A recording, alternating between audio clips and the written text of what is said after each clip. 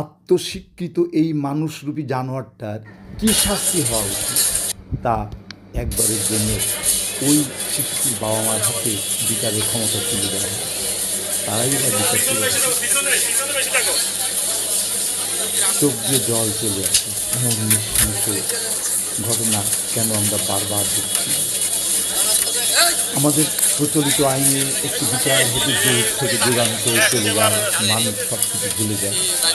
বিচারের কার্যকর হতে হতে মানুষ সেই আলোর মতো দেখতে পায়।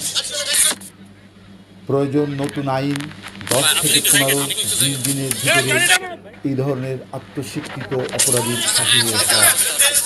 তাহলে নতুন করে আর এমন নৃশংস ঘটনা কাউকে দেখতে হবে না।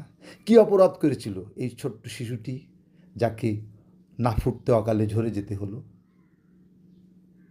আজ বাংলার আকাশ যেন কালিমায় ঢেকে গেছে।